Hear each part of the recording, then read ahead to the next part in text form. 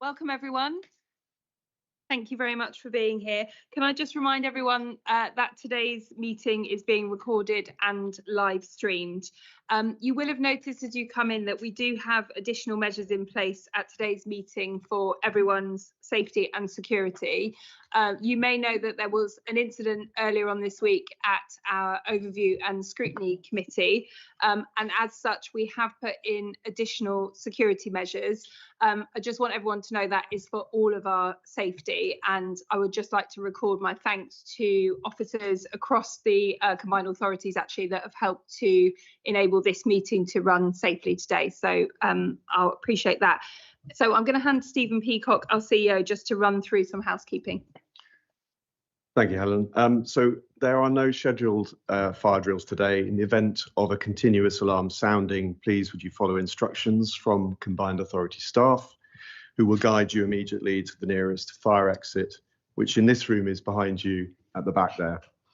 If that exit is unavailable for any reason, or the alarm goes off when you are at or near reception, then we would ask that you please use the main exit doors, which is the way you came in. The assembly point is on Portwall Lane, and you'll be accompanied by a member of staff. The Constitution sets out our policy around disturbances to the orderly running of business, which may require the chair to warn the person or people involved about their behaviour. If they continue to interrupt, they can be removed from the meeting, but we are sure that today's meeting will be conducted with the usual mutual respect of previous meetings. Thank you. Definitely the aim to keep our meetings as they always are, which is cordial and collegiate. We've received apologies for today's meeting from Councillor Mike Bell, who is the leader of North Somerset Council, and so Councillor Catherine Gibbons is attending. Welcome, Catherine. It's always lovely to have you with us. I'm also pleased to be joined by Councillor Kevin Guy, leader of Bath and North East Somerset Council and Deputy Mayor of the West of England, and Councillor Tony Dyer, leader of Bristol City Council, and of course Councillor Maggie Tyrrell, leader of South Gloucestershire Council. And I'm pleased to be here with our committee chairs, Councillor Jerome Thomas, who's the chair of the Overview and Scrutiny Committee, and Councillor David Wilcox, chair of the Audit Committee. Thank you for being here. So moving on to item 2, declarations of interest under the Localism Act 2011. Do members have any declarations of interest in respect to the agenda items? Okay, thank you. And then we move on to item 3, which is the minutes. The minutes of the meeting held on the 30th of January. It's not so long since we were last together. They are in the agenda pack. Do members agree that they represent a true and accurate record of the meeting? Happy to move. Excellent. Maggie, happy? Great, that's confirmed. Okay, thank you. So item number 4 is Chair's announcements. So I am pleased to be back with you all, although, as I say, it only feels a few weeks ago that we were last here for committee. But as ever, we have managed to fit a lot into the last couple of months, including launching a public consultation on North Somerset joining the combined authority, with residents and businesses able to have their say until the 10th of April. And I know that Catherine and I will agree that we would encourage people to get involved with that consultation. We have also brought together our new business board, which is chaired by Joe Daly and Nick Sturge, and we had our first meeting at the gorgeous Royal Crescent in Bath. And we've also hosted the British Business Bank Investor Roadshow, which was their first investor roadshow, and they chose to host it in Bristol, which saw over 170 investors come to City Hall to hear from brilliant SMEs who are looking for investment. And I think we had some good feedback on that one.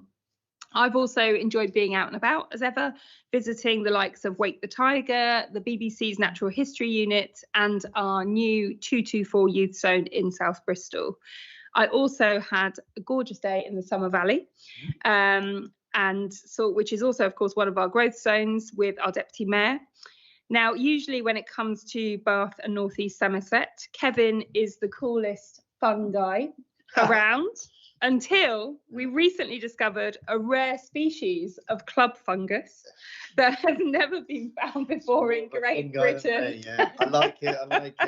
Moving on. So Hayden Batch is our new fungus, and that's made international news, believe it or not, including in Kansas, Florida, and North Carolina. So big news for Baines. So this is also then an exciting moment to remind people that we can all volunteer through the West of England Wildlife Index project, which is measuring nature around the region ahead of our State of Nature report in the spring. And more details on that are available on our website, and we do encourage everyone to get involved.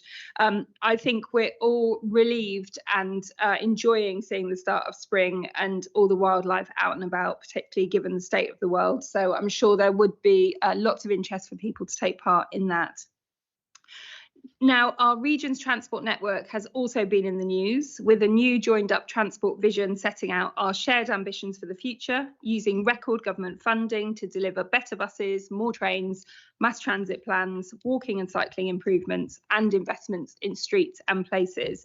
So we're getting results already, but we are fully focused on building a transport network that people can trust. Since the last committee, a new agreement with the Department for Transport will mean that half-hourly rail services will continue between Bristol Temple Meads and Severn Beach, Gloucester via Yate and Westbury. So I think that affects all of us. Drop-ins have also started this week ahead of major work on the Porter's Head line beginning in the spring, with another session planned next week in Pill. Train travel along this route will cut commuting times in half and connect more than 50,000 people in the West back to our growing regional rail network. Also next week, there's another drop-in for one of the 5 new stations we're working to deliver up at the newly named Bristol Brabazon station, next door to the also newly named Aviva Arena, which is looking set to be the 3rd largest in the whole country. The wider area, the West Innovation Arc, is one of our growth zones and has excitingly just this week moved a step closer to becoming one of the government's new towns. Because we're better to build a new town than the fastest growing part of the fastest growing regional economy in the country, and a national consultation is underway on those proposals. Housing Secretary Steve Reed and more than a dozen mayors and ministers saw the innovation and the opportunity that we offer last week when we hosted the Mayoral Council at the NCC in South Gloucestershire. And in the week that we published our strategic place partnership with Homes England, we also secured our first ever funding from the Brownfield Housing Fund. This is an unprecedented £45 million boost to unlock more homes, including more affordable homes for our region. And I'm pleased to say that we have got an above average allocation in comparison to other places. And in other building news, I also had the privilege of frankly failing to break ground at the new Jingle Jam house with the Grand Appeal. My spade work left a lot to be desired. But this will be, very importantly, the country's first patient hotel to support children and their families after they've been treated at the Children's Hospital. I also want to mention our new voluntary and community sector support fund launched as part of our regional youth guarantee Trailblazer. The West of England's voluntary sector is incredibly important and want to make sure that they are empowered to help us get more young people into training and into work. Applications closed last week, and I'm really looking forward to see the impact of this new funding for families. And then finally, I will turn to buses. In the last week or so, we've frozen child fares at £1 until spring 2029. We've also extended free travel for care leavers and youth guarantee participants, and the diamond card passes for disabled people and older people. And as we look ahead to the Easter school holidays at the end of next week, we've also got the return of Kids Go Free and celebrated the huge impact that the initiative has had already, particularly in lower income areas in places like Twerton, Kingswood, Hartcliffe and Brentry, where journeys doubled year on year during Kids Go Free. So before I open the floor for substantive business, I wanted to offer the floor to my fellow leaders who may also want to give us an update on their first advisory boards that they've chaired recently. I'll start with Tony, if I may. Thank you very much. And yes, some really exciting news there. And I think it's also the £45 million Brownfield funding investment in particular is another indication of the progress we're making in terms of getting that money from central government. I think it's the first time we've had any money from that funding pot. I think the other thing also I just want to quickly pick up on is with Bristol Temple Quarter, it's brilliant news that we got the new town status for the West Innovation Arc. And then with Worcester Temple Quarter, that's also progressing as well. And we've awarded our first community fund grants as well, because it's important that we also involve the assisting community in Temple Quarter. I think also we've had some news about potential fiscal devolution, and hopefully, well, we're at every plan that we're going to be in line for that and be ready for that when it comes on along. If quick update on the Planning, Housing and Regeneration Advisory Board. We met on the 12th of February. It was a very positive meeting. We had lead members from all 4 local authorities, and it was an open and constructive discussion on a range of issues. We looked at the terms of reference of the board, but we also looked at some key areas, and some of those key areas was looking at the how we move forward with potential new development between Bristol and Keynsham at its gate. Now we make sure that works in a way we suppose preserves some of the natural elements of that area, but also providing good communications, both for transport, but also good housing as well. And I think further areas we looked at was about our work programme for housing planning and regeneration, including what role the combined authority can take in helping to address homelessness and rough sleeping, which is a problem for all of local authorities, but is particularly acute in Bristol. And I think we also had an update on the combined authorities cladding remediation programme, which is also obviously, given what's happened in the past, is very important that we tackle that. And then we also have an update on the new online portal for the West of England, which we hope will make it easier for residents across our entire region to find affordable housing and make it easier for them to be able to get into affordable housing. And I think our finish there is a very, very positive and very good meeting. Thank you so much, Tony. Kevin. Thank you, Helen. Yes, the first meeting of the Transport Advisory Board was on the 6th of March. We kept it at a very high level. It was exceptionally positive, constructive and healthy, which is very rare sometimes in a transport meeting. But that's the way I wanted to keep it. It was based on the strategic transport plan, and shape placing vision for WECA was discussed in detail. And general highlights that came up were the connectivity between WECA officers and UA officers and how we can streamline that process, the timelines, the governance, the accountability, the written process, just to make things so we can deliver things quicker and better for everybody. That was a core discussion. The importance of evidence-based, data-driven monitoring and transparency was also covered. Recognition and that there is a major capacity challenge across the MCA, and delivering that is, we acknowledge that there is a problem and we need to address it. And the way forward, that we would probably to have a number of smaller workshops that can deal with specific topics such as buses and rail and in far more detail than you can do in a 2-hour session. But that was a summary. Yeah. Fabulous. Thanks. Maggie. Yeah, thanks, Helen. And you covered a huge amount of work that's been going on when you did your introduction. But I do think as someone from South Gloucestershire, it would be remiss of me not to highlight the West Innovation Arc and the new towns development that is now in the consultation phase. So, and we welcome that. And I just picked out a paragraph that I think is specifically important to us, because it describes Brabazon and the West Innovation Arc as a scalable scheme of considerable potential where the government will provide support for initial phases while exploring opportunities to further scale up development. And we're very grateful to government for that. However, the part I really want to say we will be keeping our eye on, to realise the full potential of the site will require investment in transport to drive a suitable public transport mode share to relieve and ameliorate future pressures on the already constrained road network. Because I think we all know that if we can't get the transport right, this scheme will fail and we'll be struggling to realise our ambitions there, which we are welcoming, obviously, what we've been told so far. In terms of the Economy and Skills Advisory Board,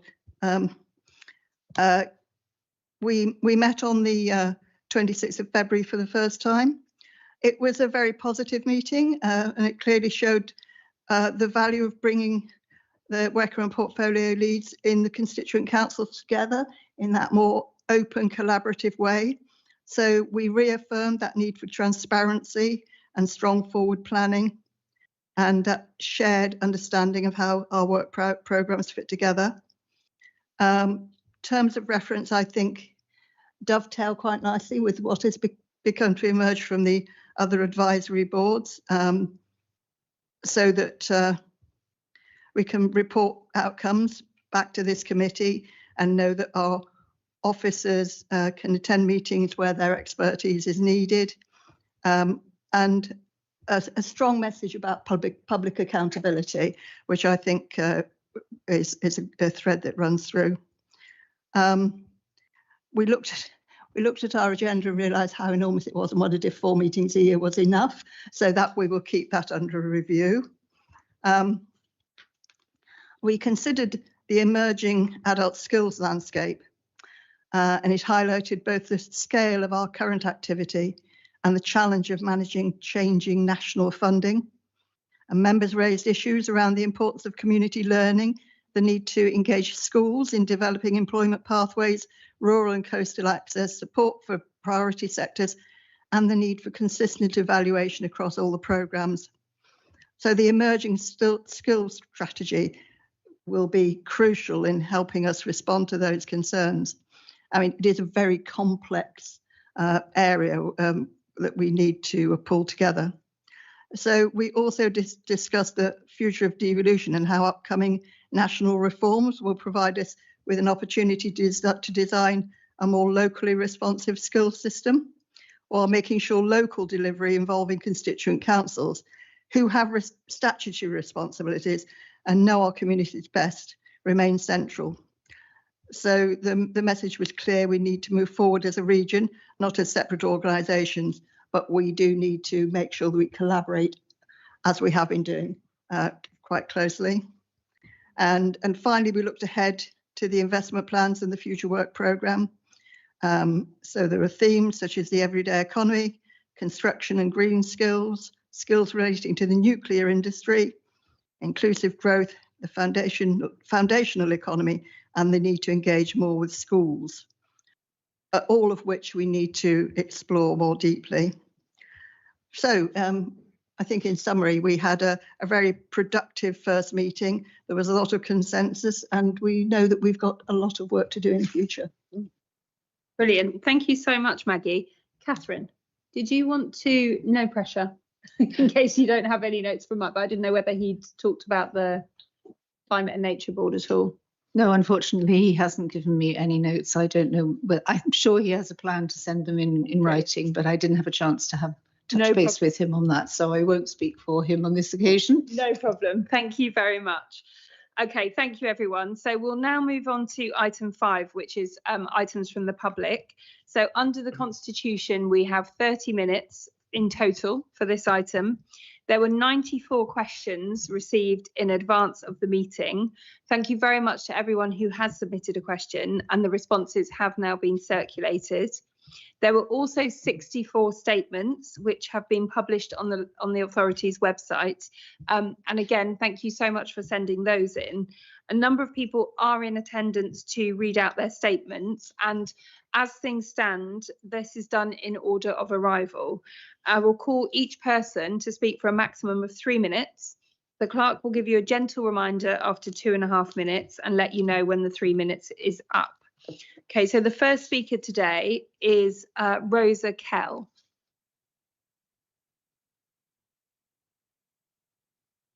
Thank you, Mayor, and it's lovely to see you sitting there.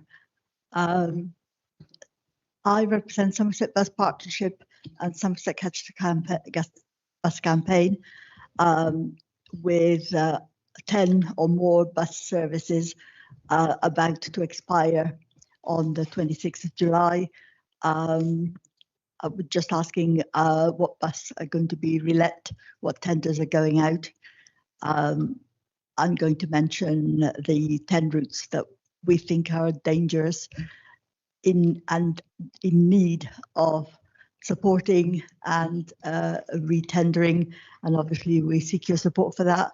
This is the P1 Bristol to Winsford, the K1 Keynsham Town Service, the V2 Bath Odd Downs Park and Ride through the villages, Timbury, Poulton, Midsummer Norton and Radstock, the Y8 Yate Park and Ride that goes to the railway station, the Bristol City, the 25 Bristol City Centre, the 534 Fishburn to East Bristol, the Service 50, which we hope is going to be at least looked at and routed so it could cover the area that it's likely to be missing out.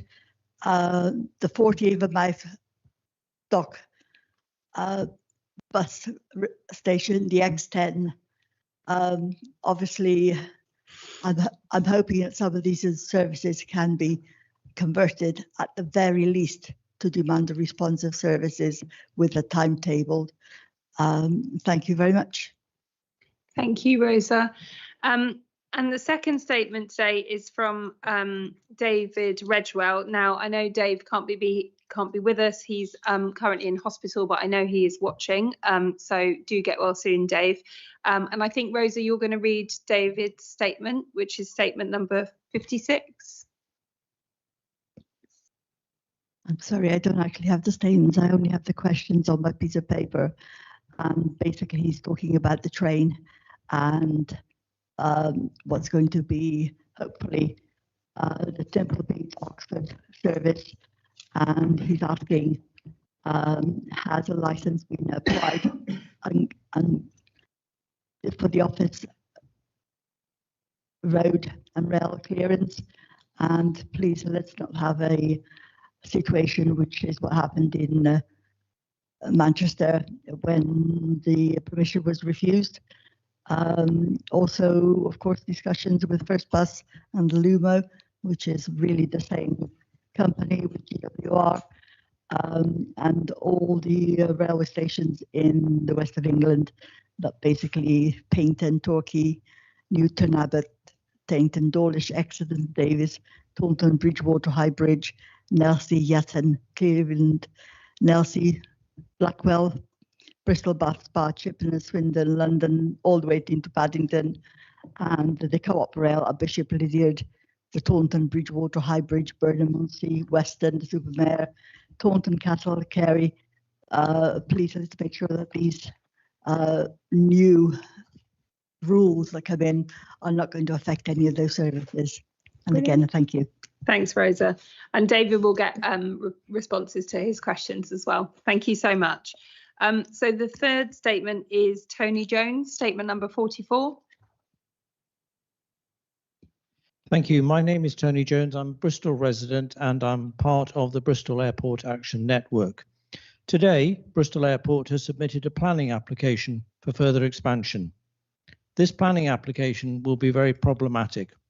None of the problems resulting from Bristol Airport's last expansion phase, which is still ongoing, have been resolved. Given that the majority of WECA Council members, Bristol and Bath and North East Somerset, are against further expansion, we believe that the WECA Mayor should call on the airport to delay its expansion ambitions, call on the airport to wait until it has reached its current growth target of 12 million passengers per annum, so that we can all see if local roads and infrastructure can cope with the increased traffic and parking requirements at this number. Insist that the airport wait to expand again until proposals for a new mass transit system come to fruition and are proven to improve the current situation. And considering that North Somerset will be so very badly affected by flooding and sea level rise due to climate change, this airport in this location should wait to expand until low emissions aircraft have been developed at scale. Thank you. Thank you very much. And the next statement is Jackie Head, statement number 34. Hi. Thank you for all the work you're doing with us to liaise with us over the West Local Services.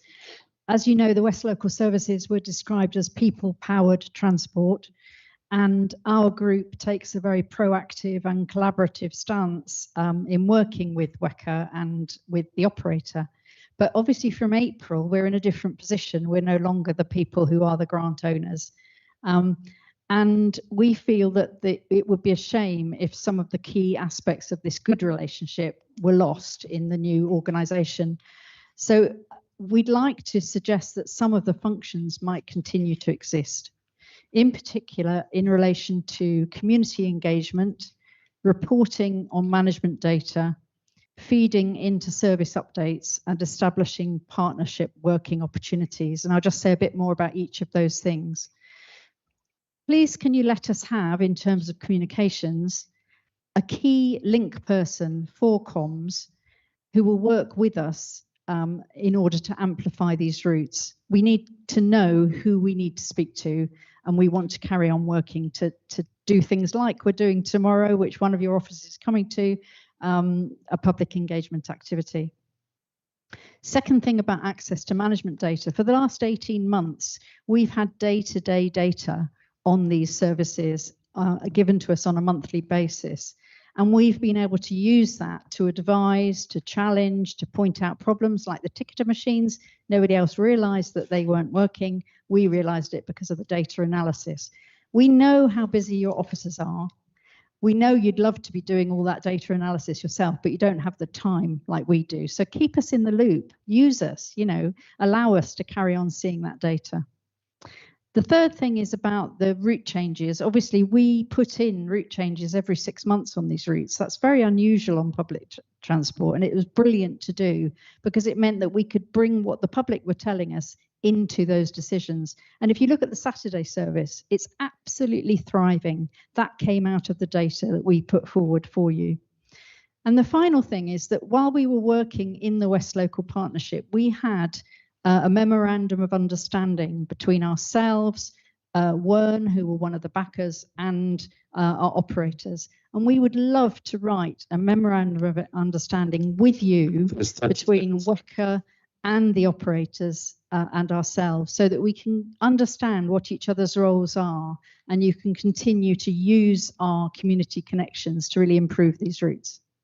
Final thing I wanted to say was, it's a privilege to speak today, but it's a privilege that some people aren't getting the chance to use.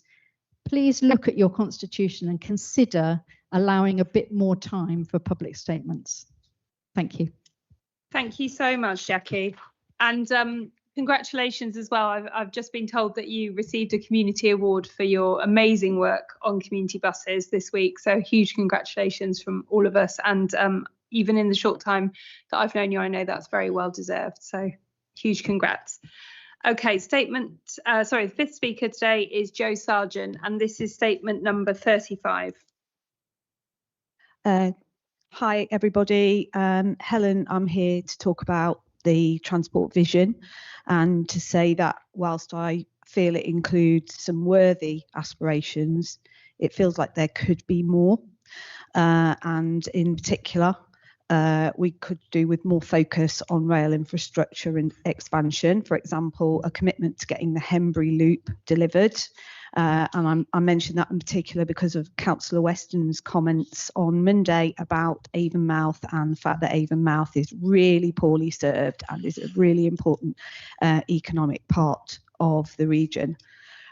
We also need more focus on radial bus routes with the potential to convert to tram routes where appropriate, transport hubs at park and rides, as well as other key interchanges with safe cycle storage, places for people to shower and change, toilets and refreshment points for passengers, bus drivers and other transport staff, frequent and reliable connecting shuttle services to the radial and mass transit routes, greater transport equity for the rural areas, many of which are described these days as transport deserts, and commitments to improve alternatives to driving for businesses and their staff across the region, not just to support the expansion of the airport and the new Western Innovation Arc. An integrated transport system with multimodal ticketing would be a game changer for our region. However, it will be far easier to implement if we had control of our bus network, which WECA has the power to achieve through franchising. Buses are going to be the main mode of public transport for most people for many years to come, even with the strongest political will to achieve rail or tram-based mass transit. And my colleague at West Act has talked about the benefits of taking up your precepting powers to improve bus services across the region. So I'm not going to go into that, but I would urge you to read her statement, which was submitted to Scrutiny earlier on this week. Additionally, in the light of the Chancellor's recent announcements about fiscal devolution, you yourself have welcomed the opportunity for WECA to improve public transport from the proceeds of an overnight visitor levy, as well as from an agreed share of national taxation. Furthermore, your friend Andy Burnham has publicly stated that WECA needs to take control of its buses. And whilst you have pointed out that our region is proportionately more rural than Greater Manchester and may need different solutions, we would argue a franchising model is far more likely to meet the needs of our rural communities than the current enhanced partnership arrangement is doing. And just the final word, enhanced partnership arrangement has not delivered a decent bus service to date, and we remain sceptical about what more could be done to improve it, and we have not seen any evidence to suggest otherwise. Thank you. Thanks, Jo. Thanks, Jo. So the next statement is Tricia Woodhead, statement number 16, I think. Thank you very much. My name is Tricia Woodhead. I'm a resident of Dundry Village and have lived there for 35 years, which is in North Somerset, just. Bristol Airport expansion means that this year some 10 million passengers are scheduled to use the airport, and it's expected already to rise to 12 million within the next 5 years. This already causes very significant tailbacks on the A38 and local roads on a regular basis throughout the summer, starting shortly when the summer timetables begin. Night flights mean the roads and skies are hardly ever quiet. There are landings through till 3 o'clock in the morning scheduled, sometimes delayed through to 4, and then flights take off 20 or 30 from 6 a.m. in the morning through till 7. This means that there is noise in the air and on the roads pretty much 24/7 all the time, as well as, of course, traffic jams. Using the proposed transit system or plan that you have for wider transport links within the combined authority area to support airport expansion further, in advance of that said transport system actually functioning and delivering better access for all, and particularly those travelling to the airport or like us who live in the vicinity of the airport,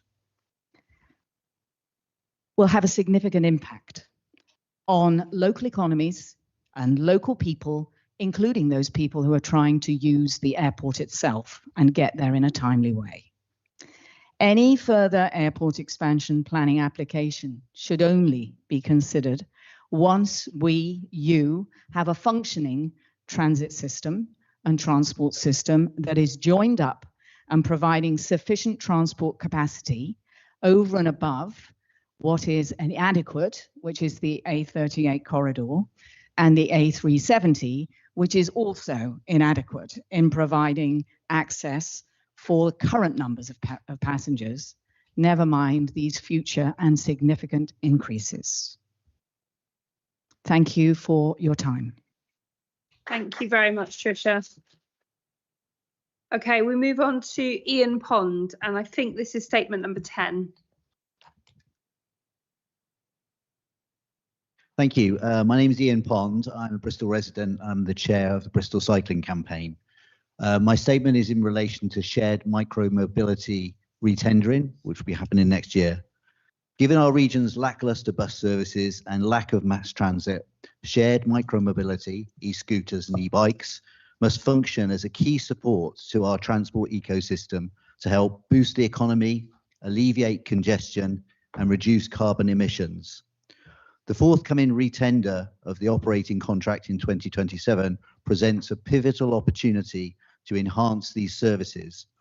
The last retendering outcome resulted in significant setbacks to what up to that point had been the nation's best performing trial area, as evidenced by daily trip volumes which are now lower than in 2023, with higher prices and fewer vehicles on our streets.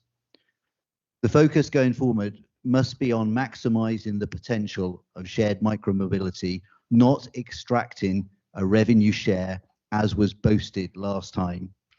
A successful shared micromobility system must deliver affordability, accessibility, social equity, safe parking, and inclusivity. To achieve these objectives, it's crucial that the WECA committee ensures that the tender framework for 2027 integrates these principles.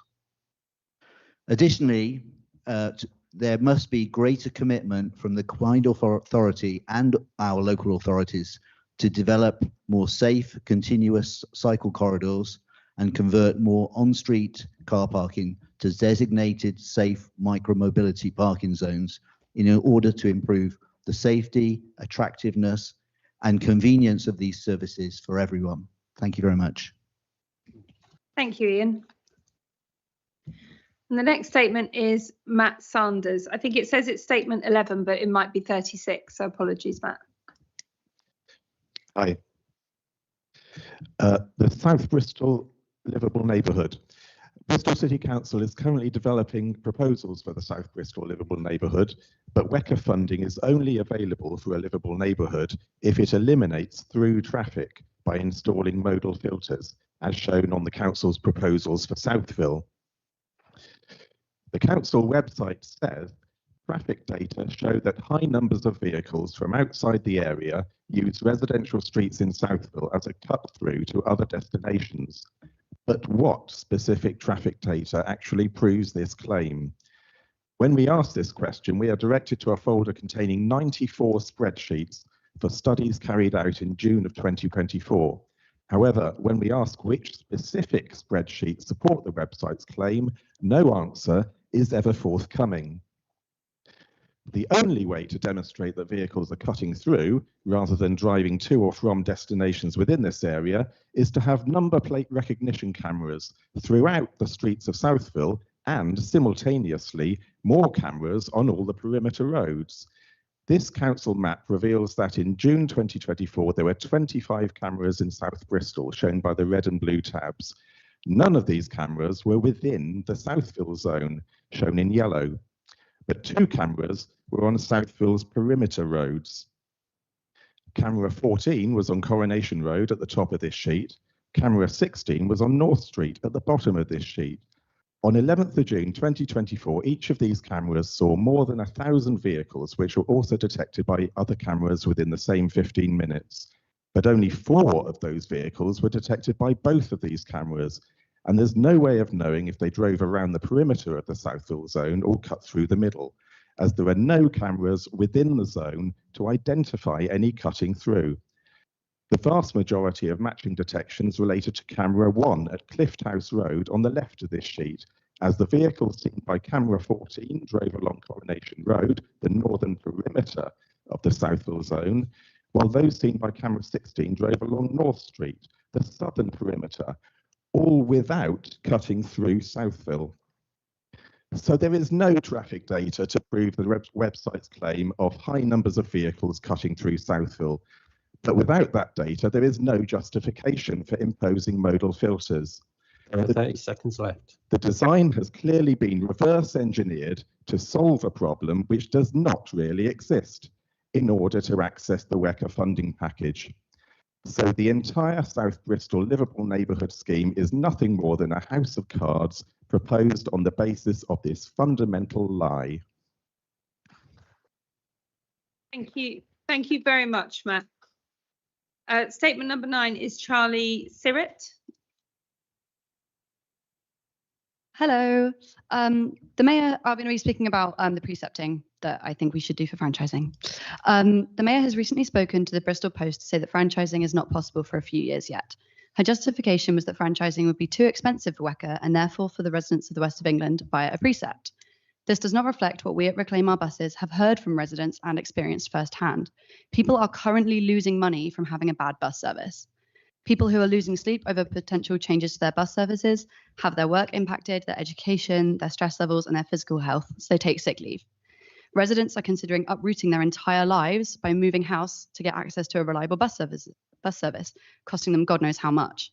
People can't reach the jobs they want because the job happens to be located on one of the many poor bus routes, forcing them to stay in worse paid jobs. People are missing work, job interviews, and universal credit appointments.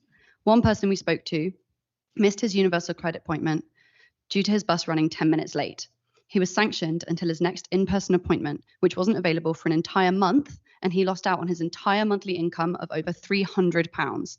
He experienced a severe spike in his anxiety and depression, which further prevented him from searching for jobs, forcing him to risk another sanction and lose even more money the next month. We speak to people missing health appointments and skipping out on early care. They miss more work in the long term by getting sicker, costing them income. Then there are all the people who cope with our poor bus services by owning a car they don't want, spending hundreds of pounds each year, like myself. This isn't to speak of broader economic inequalities. I'm a youth worker, and many of my colleagues cannot get to rural areas to deliver sessions and are reallocated as a result. The provision of sorely needed services is determined based on public transport routes, rather than the skills of the workers or the needs of young people in the West of England.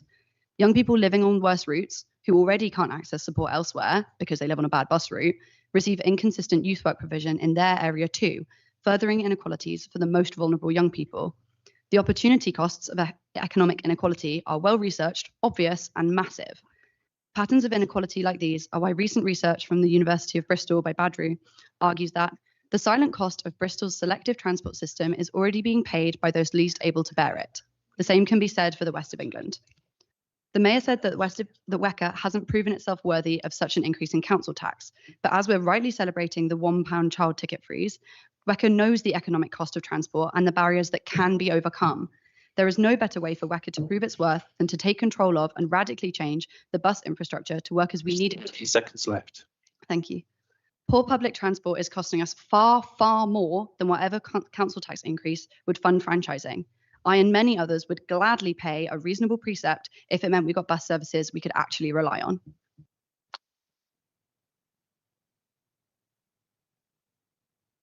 Thank you, Charlie. And the final statement today is Salem Bennett, and it's statement number 7. Yeah, I'm going to talk about EBLM, but yeah, just to kind of add to what the person said for me. I also happily pay more to get bus franchising. But yeah, sorry, I just got my phone up. I have lived half my life in Barton Hill, starting in 1991 when I was born. I wasn't sure I'd live to be the same age as the average person in this country, the average dying age, because kids who grow up in the city often don't. We have a lower average life expectancy. That's part of that is healthier diets. It can also be partly due to dentistry, especially if you grew up in poorer neighbourhoods below the breadline. An aspect of this, though, is pollution. I have memories of my parents telling me to hold my breath when walking through heavy amounts of traffic on Marsh Lane. Why? Because children have because children have smaller lungs, more susceptible to toxic air. This is the kind of thing that results in more kids who have asthma. There is a reason why we don't let kids smoke. So why should we be fine with them breathing in a load of exhaust fumes? I left Bristol for a few years. When I came back in 2016, I saw the city that was trying to change things. Sorry, good, right. Sorry, just got to stop my thing quickly.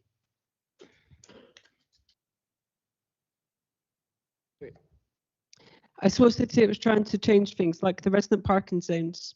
The areas that have them are nice, but they're all pretty middle class.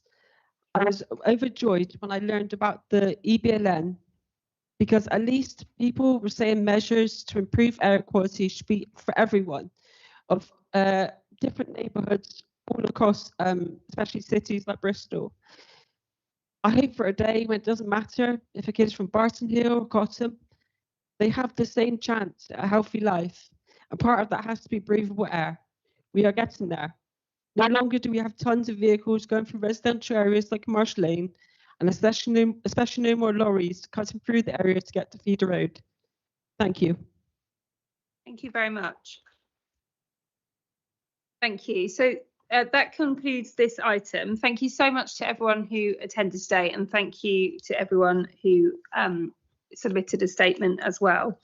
So we now move on to item number 6, which is comments from the West of England Combined Authority Overview and Scrutiny Committee. So I'll invite Jerome now to address the meeting. Thank you, Helen. Just start by saying that we were obviously concerned at the incident that took place on Monday, and we're very supportive of the additional measures that have been put in place today to protect everybody's safety. So thank you. Picking up on I suppose the initial key messages from Scrutiny, I think we noted the business plan and the very large number of actions in the business plan. We asked the Mayor what her top 3 priorities for the year were. And it was interesting to hear that their transport, gaining established status, and the skills strategy. We also welcomed the social value framework, which to support the promotion of social value in the authority. And then a kind of big theme for us was the Mayor's transport vision. We met with the Mayor and the Director of Transport, Scrutiny members, before the Scrutiny meeting, specifically on the vision. That meeting was very much welcomed. And we do believe it would have been better and more appropriate if Scrutiny input had been sought before the vision was finalised and publicised. We would like, because of the importance of the vision and the level of public interest, I want to pick up a number of the kind of key points that we think are useful for authority members to hear and to be in the public domain. I think the first of those, and these items really, we feel, and having discussed this with the Mayor, can very much go into the next stages of transport planning. There's a lot of planning and strategy work to be done in the coming months, and these themes can now be picked up in that planning. I think the first item that we'd pick up is approaches to tackling congestion in the short and medium term. We know the level of economic costs to the region of congestion. We can see that mass transit in the long term might be the answer, but getting clearer on what actions to tackle congestion in the short and medium term could be put in place must be going into our planning. And the Mayor noted that this needs to be with a mixture of carrot and stick.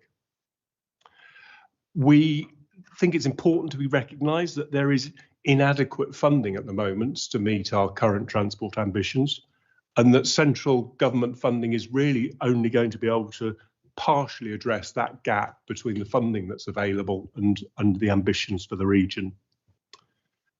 The Mayor considers, in response to questions, that any consideration of congestion charging sits with the unitary authorities, particularly Bristol and Bath.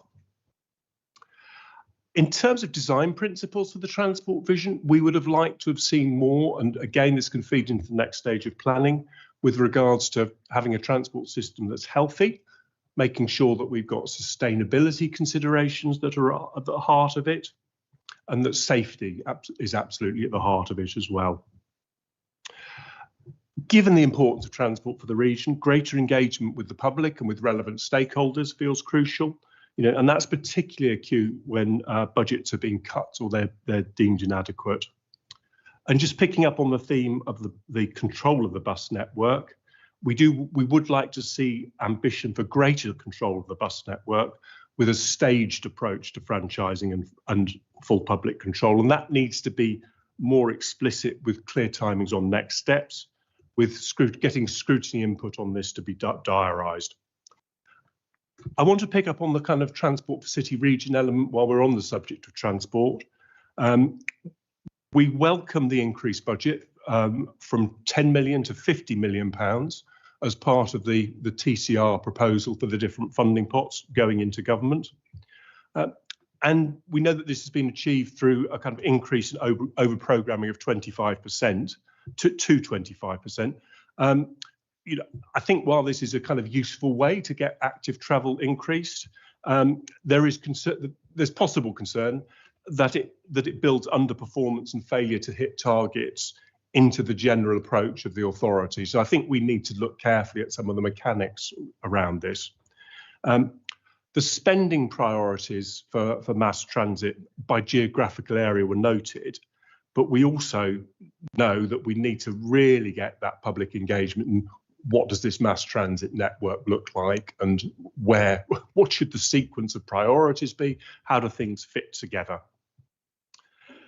I think picking up on what you said, Kevin, you know, we can already see that there's that greater level of shared responsibility between the Director of Transport and the unitary authority directors, and that seems sensible kind of streamlining of decision making. So we welcome that, and you know, can see that improved joint working.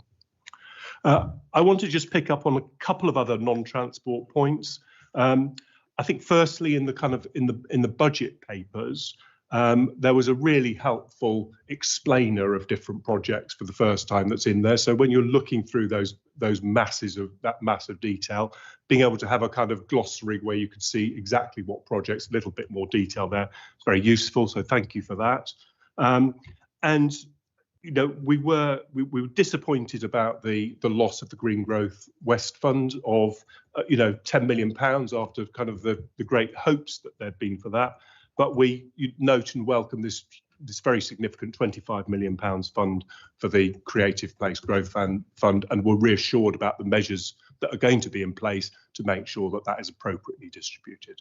So thank you. Thank you so much, Jerome. So item 7 is comments from the West of England Combined Authority Audit Committee. So I would like to invite David to address the meeting. Thank you, Helen. The Audit Committee convened on Monday the 2nd of March at 10 a.m. with 19 substantial items on the agenda. The committee currently has 3 independent members, but unfortunately Christine Fraser has resigned, leaving us with a vacancy, and I would like to take this opportunity to thank Christine for her contributions. The committee endeavoured to gain assurance over the following items: the quarterly corporate risk register and risk framework annual review, a deep dive into risk CRR 8, which is entitled "The Mayoral Authority's Financial Resources, Actions and Plans Do Not Fully Address the Climate and Ecological Emergencies." Lots of probing questions were levelled at officers for this item. The internal audit plan for 26-27, an update from Grant Thornton, a value for money report with respect to the Mayoral Combined Authorities IR35 compliance. We asked for more information on this subject to be brought back to committee. The rebaselining of the City Regional Sustainable Transport Settlement, the National Fraud Initiative outcome, social value in procurement and contracts, and the Audit Committee's terms of reference. There was some concern on the proposals and amendments were made. By this time it was 1 p.m. and the meeting adjourned before it could discuss the information governance update, the Treasury Management Monitoring update, the review of the reserves policy, the United Kingdom Shared Prosperity Fund, and the Interim Audit Committee annual report and the forward work plan. We will reconvene on the 27th of April to discuss the above items and further changes to the terms of reference and the constitution of the Combined Authority in time for the AGM of the Combined Authority on the 1st of June. Everyone in the committee is working very hard to ensure that the MCA has a valid audit judgment. And I would like to take this opportunity to thank both officers and members for their contributions. Wonderful. Thank you very much, David. Okay, so now we're going to move on to our papers. Kevin, Tony, Maggie and I can vote on the following items, and then Catherine, you will be able to vote on the joint committee items, which are 14 and 15. Okay, so item number 8 is hopefully not too long a wait. Item number 8 is the Mayoral Combined Authority and Mayoral Budget Forecast 2025-26. And that's pages 25 to 110 in the pack. So today's first report provides an outline of the revenue and capital forecasts for the financial year 2025-26. This report notes that the combined authorities in-year forecast shows that we are set to have invested just over £172 million in revenue and £210 million of capital across the region this year. This will enable us to deliver our priority projects in key areas, and they include economic development through supporting our business to further grow and innovate with the help from programmes like the UK Shared Prosperity Fund, Growth Hubs and the Create Growth programme. These projects will also feed into our work in employment support and adult skills, alongside our programmes like the Regional Youth Guarantee, Connect to Work, the Adult Skills Fund and Skills Boot Camps. Another key area of delivery is transport and local infrastructure through programmes like CRSTS and investing in improving our bus services and active travel networks. There will be more of this in our transport paper later on in the meeting. We're also dedicated to delivering programmes that advance our environmental ambitions through brilliant projects like the Great Avon Wood, Local Energy Advice and Nature Recovery programmes. I also want to draw everyone's attention to our draft business plan in Appendix 10, which recognises that we are at a pivotal moment for the West of England. We want to be in the best possible position to deliver for our residents and to fully unlock our potential. So this business plan sets out 6 priorities, high-level actions for how we're going to achieve this. Helping our businesses to succeed and create jobs, contributing to national economic growth, connecting the region through better public transport and active travel, creating and building homes and communities that are affordable, attractive and sustainable, empowering residents with the skills needed to access jobs, making the West of England the home for green jobs and green growth, and lifting children and families out of poverty. And together we believe we can deliver real progress and bring those ambitions in our growth strategy to life. This paper is for noting, but I would like to offer the floor to my fellow leaders, starting with Kevin. Happy to note. Now, for brevity, I think the key thing to mention is the allowance of the extra £10 million increase for the programme of risks reserves. I think that's really important. It's really sensible bit of financial management. Overall, really welcome the report. Thank you, Chair. Thank you very much. Maggie. Well, at the risk of sounding a bit like a broken record, I really welcome the focus on transport delivery because we know that's so important. I'm sure many of my residents in our area are struggling with the amount of roadworks that we're doing at the moment, but the result should be that it will put us in a much stronger position to connect people to jobs, education and services. So these long-term major commitments, supporting cleaner, faster and more reliable travel are really important. So I think this couple of months of pain putting up with the roadworks is absolutely essential for the long-term health of the economy of our area. I won't dwell on the West Innovation Arca. We will keep coming back to that, I'm sure, because of the importance of it. But I really do welcome the collaboration that's going on there, and also the collaboration that's going on around our spatial development strategy and the work that's being done between the local authorities and the West of England officers and members. I'm sure we will come out of that with a good plan that recognises the importance of our nature and climate work streams, as well as all the usual housing and infrastructure projects. And you've mentioned, Helen, I think the skills inclusion and child poverty work that's going on. Very much welcome that, and the youth guarantee, expanded skills programme, etc. So. All in all, very happy to support what's happening here. Brilliant. Thank you so much, Maggie. Tony. Thank you. I think, first of all, it's very positive to know it's a balanced and sustainable budget. I think that's a vital and important part of what we're doing. I think the report also shows that as a combined authority, we are still receiving a lot of our funding from government grants, and I think that further reinforces the comment that we have made previously about our need to be able to get to a system where we're getting an integrated settlement, so we can have more flexibility about how we spend our funding. And I think what I finished off is also, you mentioned the business plan, and I think it's good to see how closely that is aligned to our regional growth strategy, so that you can see both hands going in the same direction. Hopefully that's a really bad analogy, but you know what I mean.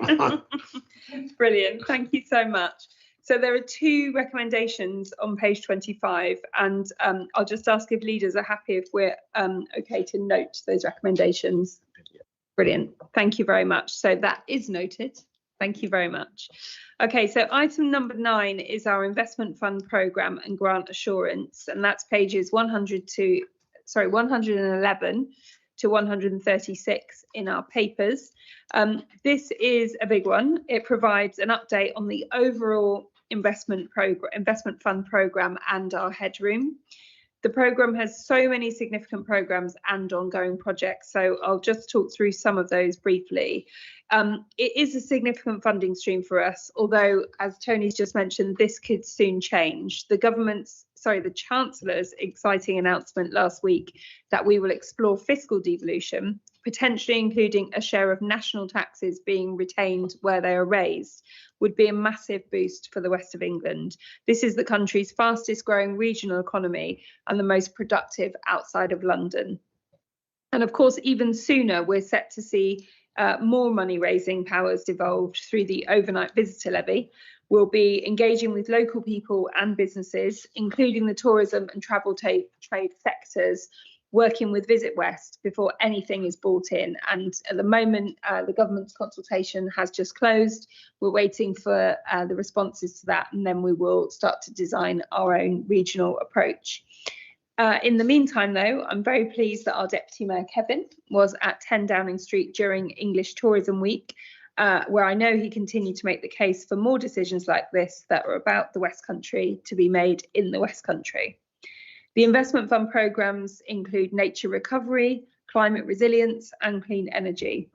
We know that people across the West care deeply about our planet, and while our world's geopolitics may have changed, our values have not. We still have an appetite to invest, to protect and restore our environment and landscapes. The first programme in this paper, Nature Recovery, will produce the country's first regional wildlife index and state of nature report. Working with the West of England Nature Partnership, this is a great opportunity to develop a pipeline of investable, sustainable projects that support nature recovery. Preparing our region for an increasingly extreme weather is not a nice to have, but is an essential investment for protecting our future. The Climate Resilient Region programme will allocate over £200,000 to support the Avon Riverside's 2100 strategy and flood protection schemes. We'll also embed climate risk management into decision making across the region to ensure that all of our communities are protected. In the Clean Energy programme, we're planning to invest £1.3 million to develop clean energy proposals, including for tidal energy from the Severn Estuary, alongside our partners at Cardiff Capital Region as part of a national coalition for tidal that also includes Liverpool City Region. We're also committed to delivering community clean energy projects and retrofit improvements for low-income households, helping to reduce energy bills and the overall cost of living. And the Clean Energy for Events programme will provide over £160,000 to support a clean energy infrastructure for live cultural events and festivals. This is part of an innovative new pilot partnership with Bristol City Council, the ACT 1.5 project, and multiple clean power providers. Our music and culture are such important parts of life in the West, so it's great that people will be able to continue to enjoy some of our iconic summer events whilst cutting pollution, and there'll be more exciting news about this soon. The other 2 programmes in this paper focus on housing and regeneration, as we're continuing to focus on tackling the housing crisis and delivering our ambition to ultimately build more than 7,500 new homes a year. We will massively expand our regeneration capacity through a total of £1.7 million of new funding, including £175,000 for each local council. This funding will directly support the development of our 5 growth zones outlined in the growth strategy, which are all at the forefront of innovation, productivity and connectivity. We're committed to delivering thousands of new homes and jobs and delivering growth that benefits all of our communities in the process.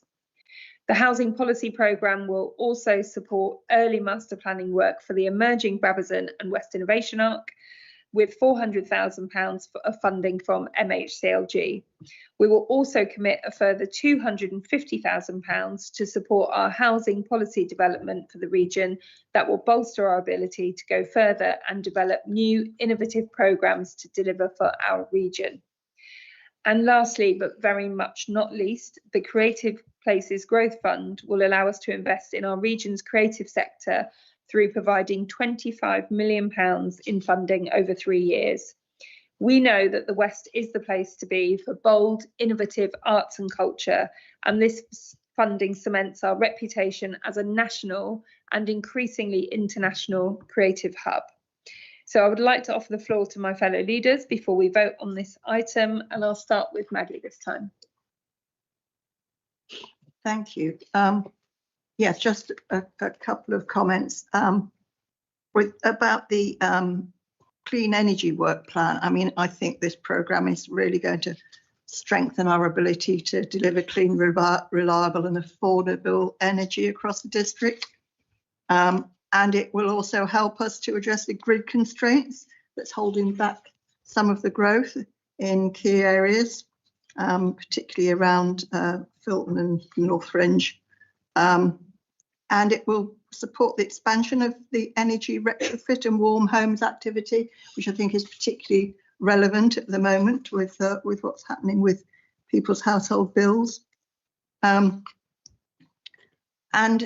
very significantly, that, as you've mentioned, the ability to continue to develop this new tidal energy proposition for the Severn Estuary, really significant piece of work. Building on that Commission's recommendation in collaboration with Cardiff, and puts our region at the centre of exploring a nationally significant low carbon power source. So I think that aligns really well with our ambitions to look at clean energy. And also it will help us develop and promote our capabilities for new nuclear at Oldbury.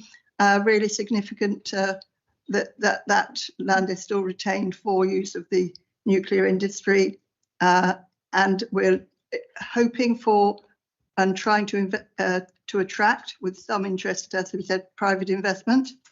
And I think this authority can fill the gap that was left when we lost the Western Gateway Partnership that brought together all the major players in that field. So I think we will have quite a significant role in that. I think I'd move on then to the Bottle Yard. I do welcome the investment in the Bottle Yard film studios. I would though also like to remind you that there is significant studios at Patchway that perhaps we could look at in the future. They're located near Cribbs Causeway, and it's really under-recognised at the moment. I don't think a lot of people do know that there's quite a significant amount of work that's going on there with our creative industries. And again, welcoming that Creative Places Growth Fund. And it's particularly, I think, helpful for the small businesses and the freelancers. So that will give opportunity for those people living outside the central city areas and can spread right out into the rural communities to give opportunities for people to work in those creative industries beyond the boundaries of the city. I think Bristol is very well known for its creative industries, but that does spread beyond its borders. So investment in that is really welcome. So I think finally I'll just mention the capacity for new towns related activities, because I can't resist talking about new towns. I mean, we all know what an opportunity that is, and but we do know that it all goes hand in hand with the transport that is, as I know, your priority. So yeah, so I welcome the investments that are going on there. Thank you. Brilliant. Thank you so much, Maggie. Tony. Thank you. And as you said at the beginning, this is a large paper, and there was a hell of a lot of very positive items. So I'm not going to go through every single one, because otherwise we'll be here into midnight. But if I could just pick out a few things, I think the work programs for the environment function, I think, will hopefully settle some of the concerns about the region's commitment to climate and nature as a core function. I think the fact that we are doing that funding makes it clear it is still something that we see as vitally important. I also know Bristol is a city of festivals, so the Clean Energy for Live events pilot is something that we're hoping to see in action quite quickly. And I think it's something that was pioneered in Bristol with a bit of an incentive from a particularly famous Bristol music act. You gave us a bit of a hard time and pressured us to come forward with doing something better. So it's good to have that sort of pressure. I think also the commitment of funding for the delivery of the Warm Homes Plan. With a different hat on, I represent the core cities as the lead for the Mission Net Zero programme. And as part of that, I sit on the government's local net zero delivery group.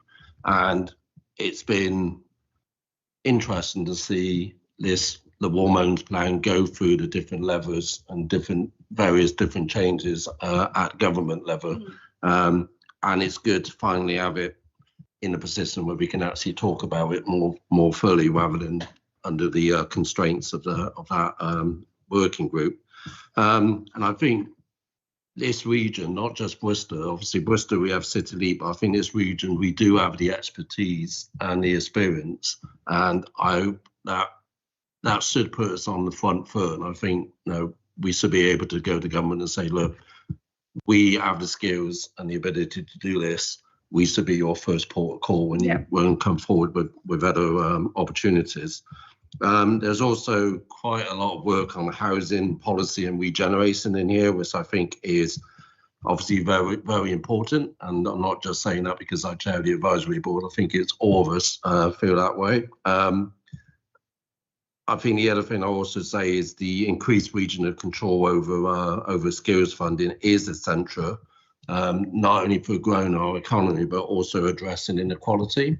I was at the recent Flourishing Regions conference at Waterside. You were otherwise detained because you had the mayor's event. And Andy Haldane, who used to be the chief economist for the Bank of England, was saying about if you have growth and that growth doesn't involve growth that actually provides people with better lives, then it's growth that's not worth having. I think it's something we're very clear about in this region and in this combined authority.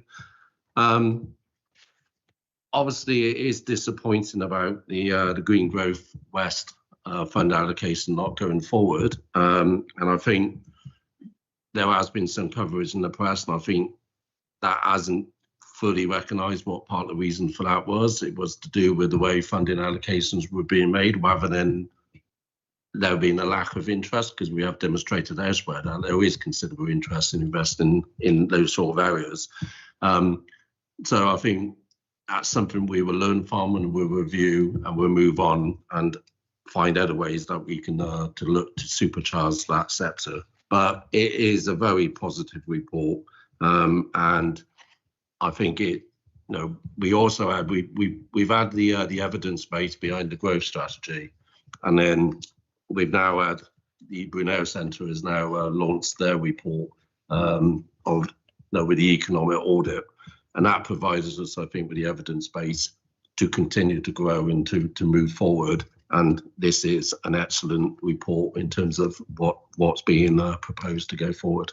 Brilliant. I very much support it. Brilliant. Thank you, Tony. Kevin. Great thing about going last is everybody's already said what I wanted to say, so I'll keep it brief. I'll do a quick praise sandwich. Yep, very, very positive report. There's a huge amount in it, has already been said. Very, very disappointing about the return of the £10 million Green Growth West Fund. I think we're all disappointed with that. It's a shame that the private sector didn't grab hold of that. I absolutely, totally agree with what you said, Mayor, and what Tony has said, that I think the West of England has the opportunity to lead the United Kingdom in green technology and green growth. And it will really tick a lot of the government's ambitions, but will also, in the long run, make a significant difference to the most deprived people in our region. So I think this really, really welcome this investment fund. A few examples of that. Heat from mines that we're exploring, Summer Valley Green Business Park, and then there's the Pulteney Weir hydroelectric energy project as well that are happening locally. Excellent report, fully support it. Brilliant. Okay, so this is our first vote of the day. Oh, sorry, Catherine, come in. I know I don't get to vote. No, Just a brief comment to say, we welcome this, and it's a really exciting report with a lot in it. I just had a couple of queries. Obviously, many of the proposals do have a direct impact on North Somerset. So the Adult Skill Fund, the DFE funded programmes and the Creative Growth Fund are really significant amounts of money with real impact across the region.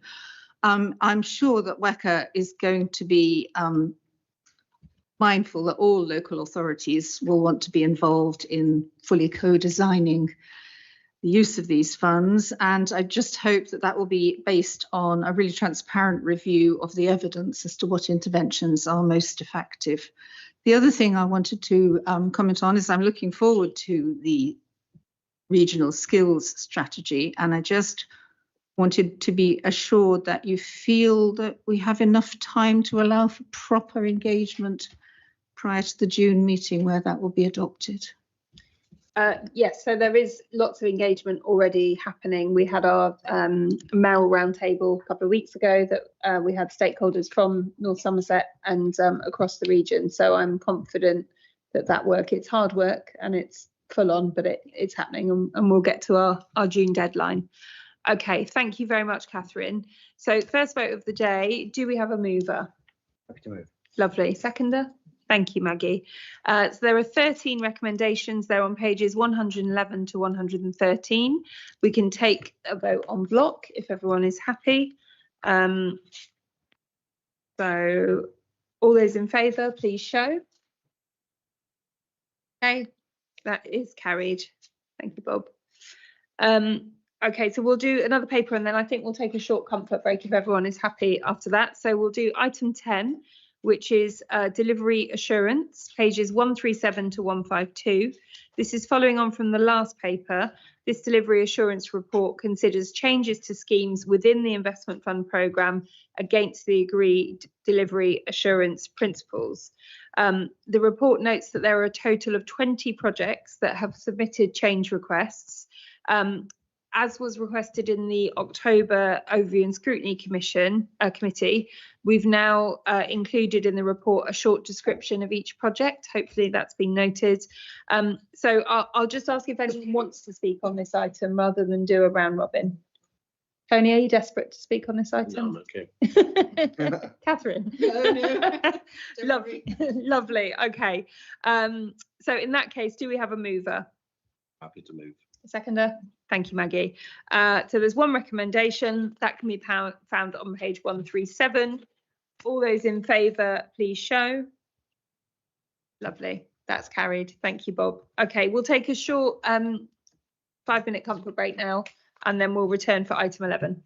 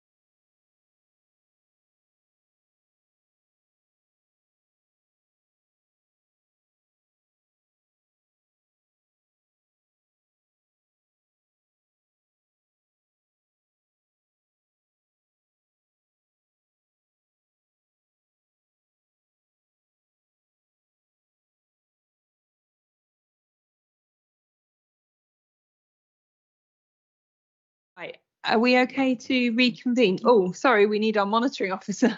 The law, get rid of. Watch this space. Yeah. We'll, He's barred himself. We'll go when Bob returns.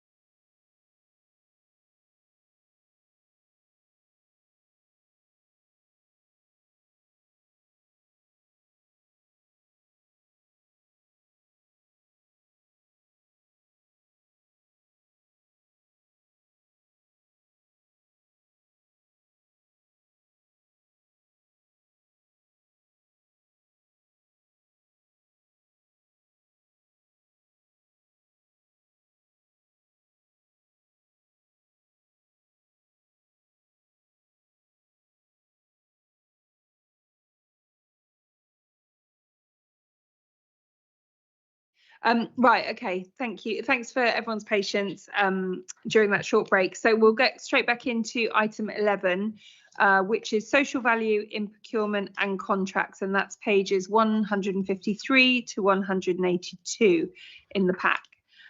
So we've heard a little bit about this paper already today, but it is about embedding social value principles in our procurement and contracts, as we committed to launching an updated social value framework in both our growth strategy and also in the Child Poverty Action Plan.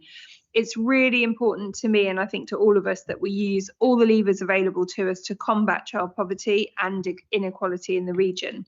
And it starts with considering how additional social, economic and environmental benefits above and beyond the core goods, services or work that are provided by our contractors.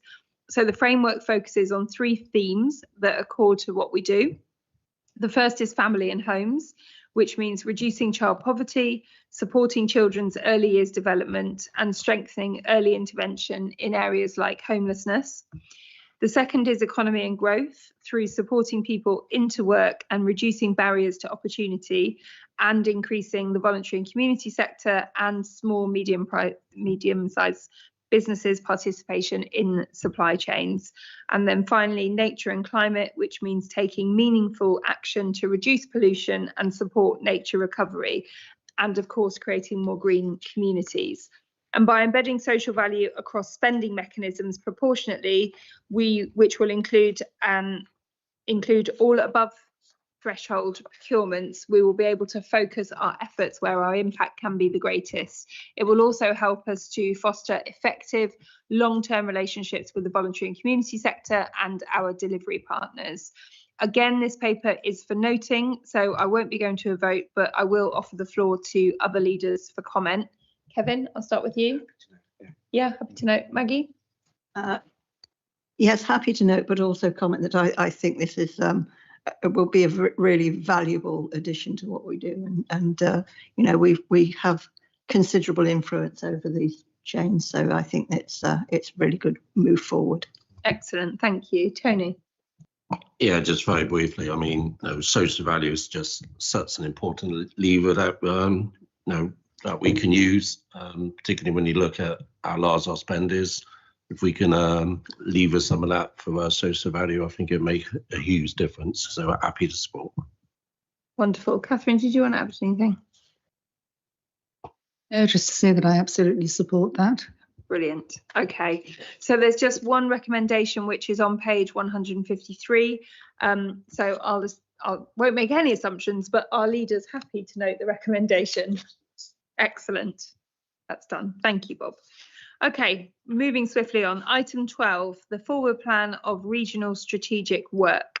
So this is on pages 183 to 190. Again, this one is for noting, but it is very important. When we were last together, we agreed that the combined authority would bring a forward plan of strategy work on a rolling basis, setting out upcoming launches and programmes. And by working in this way, we will continue to strengthen our collaboration. We've got 5 programmes that I think are particularly important that are on the forward plan. We're expecting to launch our investment prospectus before the summer, which will be a great opportunity to highlight the huge range of investment opportunities that our region has to offer. We will also be discussing later on another programme, which is our Spatial Development Strategy, or SDS. And I'm really excited about us developing our skills strategy, which will focus on residents' needs, empowering people to access the jobs that will shape their future and ultimately the future of our region. It will also be about giving everyone opportunities in our key growth sectors, which are the fastest growing in the country. So that includes, of course, advanced manufacturing, creative industries, digital tech, and the everyday economy, as well as clean energy that we've already discussed today. So the skills strategy itself will focus on 3 pillars: supporting our young people to access fulfilling careers, retraining and upskilling our workforce, and identifying the people who are furthest from work and supporting them as they get back into the workplace. Our transport strategy will, around the end of the year, build on the ambitions outlined in our transport vision, and the bus plan will outline our main objectives for improving our bus network. Next week, we will be asking people across the West to have their say on our developing bus plan and the region's bus network. And the key phrase for that, which you'll be seeing a lot of, is next stop better buses. So I would encourage all of our colleagues to share the survey and the information that will be going out from Monday. So as I say, this paper is for noting, but just to offer the floor to colleagues, I'll start again with Kevin. Yeah, thank you, Helen. Yeah, this has a really ambitious timeline, and it's quite exciting. But I think I'll refer back to previous point that's been raised, and also raised by Scrutiny, that transparency is great, which this report brings. Really excited about that. But the delivery and the collaborative nature of that delivery, and getting that right with WECA officers and UA officers, so we can really get things done to make a difference to people's lives, I think is important. And this forward strategic plan is all part of that. So it's quite exciting. Fully Brilliant. Brilliant. Thank you, Kevin. Maggie. Yes, I really welcome this. I mean, I'd echo those thoughts from Kevin, but you know, to see it laid out very clearly, what we're doing, and that transparency that it adds is really helpful. Fabulous. Tony. Thank you. I mean, if you look at the various elements of this, they all do combine together. So the key things we need to do is provide homes that people live in. For that, we need to have a well thought out SDS. We need people to have the skills to be able to do the jobs, the opportunities are going to come along, which is why the skills plan is so important. People need to be able to get to and from where they need to go. So bus plan and the transport strategy also equally vital.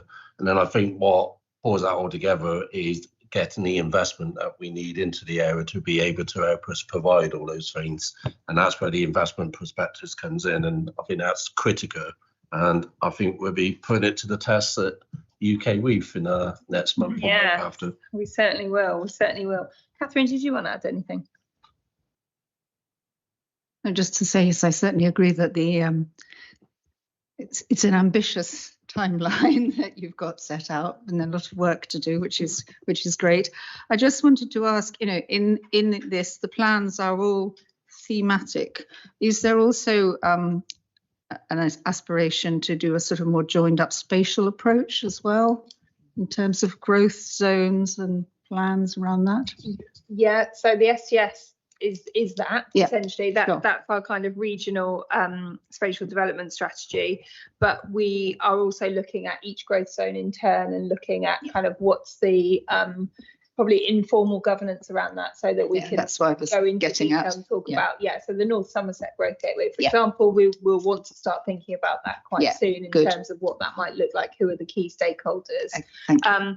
And just on your point about pace, I think officers from the combined authority and the wider authorities will agree that we are trying to do things quickly, and certainly at a different pace than has been done here before. That is something that I'm kind of not going to apologise for in terms of the time that we've got to make that change. But everyone is rising to the occasion. At least they smile in front of me, so I don't know what gets said behind my back, but it does feel like we are moving forward, and hopefully in a way that is sustainable, because that's really important as well. So thank you for your comments. So just in terms of recommendation, there's one recommendation which is on page 183. So again, our leader's happy to note that recommendation. Brilliant. So yeah, of course. So Kevin, go. Yeah. Just before we move on, this level of transparency and collaboration is not to be taken for granted. It's not something that happens in every bit of industry and all around the place, and it's not something that happened in WECA before. And I do genuinely think it should be noted on the record that the Mayor's leadership is why this level of transparency and cooperation is happening. So she deserves full credit for that. Well, that is very kind. Thank you very much. I do appreciate that, Kevin. Okay, so the next paper, you've got that as noted, Bob, yeah? Yeah, great. Kevin's warm words put me off guard. So item 13, and that is simply named transport, pages 191 to 234. I think this is, again, a really significant paper in terms of the next steps to our kind of future transport delivery. So this focuses on the key areas for delivering our ambitions for our region's transport network. As I mentioned earlier, our transport vision is a clear signal that we're working on delivering across our rail, bus, road and active travel networks, but we're also developing our mass transit plans alongside that. To do this, we're progressing work in the CRSTS programme, which is the sort of legacy programme, if you like, that finishes next year, and Transport for City Regions, or TCR, which follows on from CRSTS and will begin next year, 2027. The number of trips each day through our e-bike and e-scooter trial now regularly exceeds 10,000. Through our Scoot Safe campaign with the Police and Crime Commissioner, with the new fines and enforcement, we've seen success in tidying up our streets and pavements through better parking and an increased number of marked bays. The reprocurement of this service will mean that residents can choose to continue to use these services whilst building in more measures to better ensure that the scheme operates effectively and responsibly. And I think that's particularly important as we broaden the geographical area of the scheme. The paper also notes the submission of the draft TCR, so Transport for City Regions, delivery plan. This is a really significant step forwards towards delivering the ambition that's set out in the transport vision. It confirms high-level allocations for better buses, more trains, mass transit plans, active travel and network maintenance, and sets out the development programme for the first period to enable work to begin now on bigger schemes such as our rail programme, and that includes higher frequencies on the Henbury line, Bristol Brabazon to Bristol Parkway link, new station development, for example, Saltford, Ashton Gate, or an alternative South Bristol location, building the case for electric trains, and really importantly, making our stations more accessible. And it also looks at mass transit development, so that defined by a high capacity system that links our key economic centres, that needs to complement existing modes of travel to form part of an integrated transport network that can be trusted as set out in the transport vision. And all of that whilst developing our bus network and active travel and behaviour change approaches, which, as people will have heard me say before, means carrots rather than sticks to help people get around. So this is a really exciting moment for the West of England and a real opportunity to use this funding to deliver our ambition whilst making sure that we secure even higher levels of investment in the near future. The paper outlines the funding allocations for the CRSTS programme after the DfT has now approved our proposal, and this follows the rebaselining of the programme that was brought to the last committee. So I'll offer the floor once again to my fellow leaders before we vote on this item. Tony. Thank you. And you're right, it is a very important paper. And I think it's worth pointing out that, the transport for city regions is 750 million, £750 million, and it sounds like a lot of money, and it is a lot of money, but I think we also know we could spend it twice over or even 3 times over. And I think that just part of that is because transport projects are expensive, but it's also because, as you mentioned earlier, we are moving at a fast pace because we are playing catch up a little bit, particularly on our transport system. I think we need to move forward quickly, so there is going to need to be quite a lot of collaborative working and a bit of give and take as we move forward to make sure we get the details right. I'm all ready for the comments about the station, whether it's Aston Gate or somewhere else, that will surely come down my line quite quickly. And there is a lot of detailed work to be done by September. But no, you're right. We have to put the emphasis on it. We do have to get moving forward. The thing I also quickly mention is that the importance of active travel as being a vital part of any workable transport network. This is a conversation that's gone on quite places. You have to look at providing as many alternatives as possible because different people will want to use different ways of getting from A to B. And if they have the options available to them, that will then reduce the pressure on any one particular type of transport system. Great, thank you very much, Tony. Kevin, I'll go to you next. Yeah, thank you, Helen. I fully agree with what Tony just said. It's quite a complicated paper, and it does contain huge sums of money. But as has already been stated, our transport network and our transport systems are historically crumbling, and we're just kind of maintaining them at their current level. This is a significant step forward of cross-border cooperation about how you can genuinely deal with the connectivity of transport. TCR is a huge sum of money. We're obviously finishing off the CRSTS programme as well. And I really like the highlighting and the importance of active travel. I think our residents are really supportive of that. They want us to invest more in that, and that's a real positive thing. I also note the first key recommendation from the Transport Board was that 25% over programming was included in these pots of money, and that has been put in the paper, so we welcome that. That gives us a bit of flexibility on these huge sums of money, and obviously the Transport Board will be focusing on this in detail. So, yeah, thank you. Brilliant. Thank you very much. Maggie. Yes, I mean, I certainly support the balance that's in here between the essential maintenance and the active travel and the major schemes that we're looking at. I think it's really significant as well that we're looking at those orbital routes probably for the first time, and it'll join the major growth areas in Bristol, Bath, and up through into the other growth zone up in the West Innovation Arc, which I'm afraid I will keep mentioning. But it is a really significant thing. So I think the fact that the transport plan recognises the importance of supporting the growth zones, which you would think would be an automatic thing to do, but we have some transport plans that aren't quite so logical. So yes, I mean, I think we and there's messages in there about looking at the rural areas and the problems that they have, and I think for the future we really need to look hard at that, because there are a lot of people who need to access work and education, etc., that at the moment aren't connected.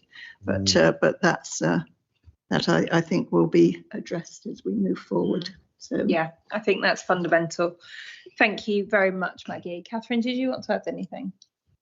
Yeah, obviously this is really important and it's crucial for North Somerset. Oh, sorry, forgot to put my rookie error. Yeah, it's a crucial plan for North Somerset. We're not currently part of TCR.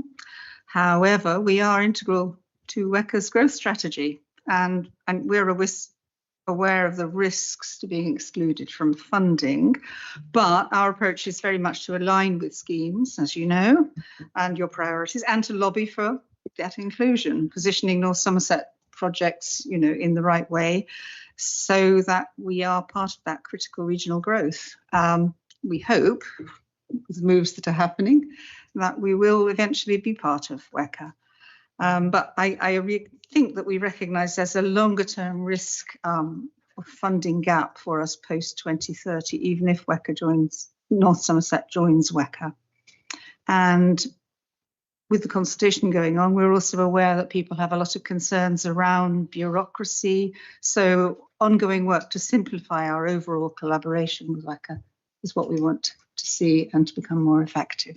Just a small point about, the micro-mobility. We don't have any plans to introduce that currently, but it is part of our local plan so that it will be embedded for future developments. Excellent. Okay, thank you very much, Catherine. Okay, so do we have a mover for this item? Happy to. Kevin? Tony, would you like to second? Sorry. Super. There are 5 recommendations. They're on pages 191 to 192, and we can take those on block if everyone is happy. All those in favour?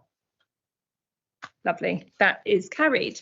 Okay, so now, Catherine, we move on to the joint committee items, and you can now vote on these for reasons that I still don't understand. I can't, but we can come to that at another time. I don't think any of us do, really. So we will resolve imminently, we hope. So item 14 is the Joint Committee Budget Forecast 2025 to 2026. This is pages 235 to 248 in the papers. And this report represents the revenue and capital forecast of the West of England Joint Committee budgets for the financial year 25-26. Change request approvals are also included as part of this reporting process. The report also notes that there are a number of change requests for schemes in the Economic Development Fund and the Revolving Structure Fund. I can't vote on this item, but I would like to offer the floor to my fellow leaders before the vote. Would anyone like to? No. It's your big moment, Catherine. Wait for this. No comment. You'll be glad to hear that I don't have any objections. Happy to move. Yeah. Okay, super. So there are 3 recommendations. They're on page 235, the first of which is for noting, with 2 further recommendations requiring a vote. Are leaders happy to note the first recommendation? Yes. Wonderful. And that's noted. And for the first 2 recommendations, do we have a mover? Move. Lovely. Catherine, seconder? Yeah. Yeah. Off you go. Vote. Lovely. That is carried. Thank you very much indeed. And finally, item 15, the Spatial Development Strategy, which is 249 to 266 in the pack. So this paper offers an update on the draft version and scope of the Spatial Development Strategy, or SDS. The paper follows the draft policy framework that we published in December 2025. The SDS will be a comprehensive plan to guide how the West of England will grow in the future. Following consultation with government, we want to make sure that the SDS has progressed by the end of this Parliament, which is why this paper is so important in determining the core scope of future work and funding. It's an opportunity to plan how the coming decades will unfold as we work to deliver on the ambitions outlined in our growth strategy. And to support this crucial work, we have secured a grant of some £1.6 million. The SDS will consider how we build the right homes in the right places and how we get the right infrastructure and services around them. These new developments will also direct new jobs, opportunities and businesses to communities. And as we spoke about earlier, this work will also factor in how we protect our landscapes and biodiversity, restore nature and strengthen our climate resilience. So we want to make sure that our communities are at the heart of this framework, which is why working in partnership with our council colleagues is key to pushing this work forward, particularly as the STS will help to shape our council's future local plans. So I'll offer the floor to my fellow leaders before the vote. I can't vote on this one either. Tony, have you got anything to say on this? Yeah, particularly given my advisory board position, I think it's really good to see progress on the development of the STS. A regional planning structure has been missing for far too long in this area for various reasons. But rather than looking at the past, it's looking forward. It's 30 years. 30 years is obviously a long time. And obviously the first 10 and then 20 years would be where we'll be looking at more detail, because none of us can forecast what the future is going to look like. There wasn't a that long ago when nobody wanted to live in the city centre of Bristol. Now everybody wants to live in the city centre of Bristol.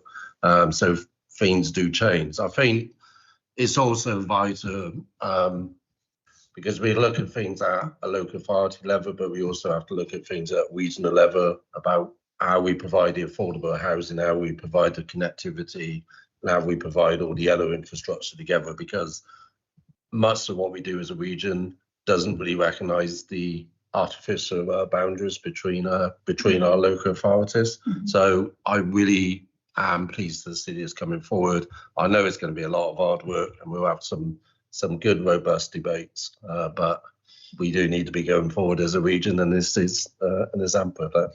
Brilliant. Thank you very much. Kevin, do you want to add anything? Yeah, I think it's important. I welcome this report totally. It's important that the STS, though, supports and adds value to local plans that are already in existence or being worked on. There is Hicksgate is a great example of where these invisible borders are between local authorities, and WECA can really take a transformational lead in developing somewhere which is a sustainable new communities that can really make a difference. The connectivity between Bristol and Bath is really, really important. Salford Station has been mentioned in that. But I'd like to add a bit that you did point out that a lot of our residents are rural, and keeping that rural nature and those green corridors is essential to the SDS. Places like Whitchurch Village, Keynsham, Salford, those green corridors really need protecting, as well as providing the right houses in the right places. Yeah, and actually there's something about that being the starting point rather than diminishing that. How can we encourage those places to flourish, isn't it? Maggie? Yes, just quite briefly. I mean, I really welcome the work that's being done on this. Obviously, we are at different stages with our local plans. I mean, we're just about to go into the examination in public, but I think the work that's being done between the authorities has been particularly good, that it has recognised and essential really that we don't throw out the work that has been done, that focuses on our communities and looks at those detailed policies that are in there, and that then we can pull it together as that strategic plan. We've got our 10 years of growth that we know where we're going on that. The long-term vision will be more important, obviously, as we move through the plan. But no, I think so far the work has been really positive. Yeah, I look forward to further work. As has been said, I'm sure there will be some moments when there will be pressures that aren't seen at the moment. But if we can keep working as we have been doing, I think it's going to be overall a very good thing for the region. Thank you so much, Catherine. Yes, thank you. I do echo the comments of my colleagues, and I won't repeat the same words. It's great to have this sort of plan, and I'm reminded how important it is that we think about engaging with young people, because this is a plan for 10, 20, 30 years. And as I was saying to Helen, to the chair only earlier, we recently held our latest meeting of our youth parliament, which WECA was discussed at in a positive light, I have to say. And I was also involved in a competition that one of our MPs runs, where it's a sort of parliamentary debate that's run for schools. And the issue we discussed last night was whether the government should U-turn on its housing and focus on biodiversity and the green belt. And the level of debate and engagement and understanding from groups of young people from schools across the region was really impressive. So I think that it's good that we are thinking about their future. We have plans in place to make sure that we deliver homes in a good, sustainable way, but bearing in mind their concerns about the importance of the environment they're going to grow up in and the kind of jobs they want to have is something that I think is going to be well reflected in this. And I welcome the collaborative approach. So thank you. Thank you very much. Are you happy to move, Catherine? Okay. Maggie, would you like to second? Perfect. Okay, so there are 6 recommendations. They're on pages 249 to 250. You can take them en bloc if you are happy. All those in favour, please show. That is carried. Thank you very much. And that does conclude today's business. Thank you so much, everyone, for coming. And thank you to those that are watching online. It's Friday. Have a super weekend when it comes. Thank you.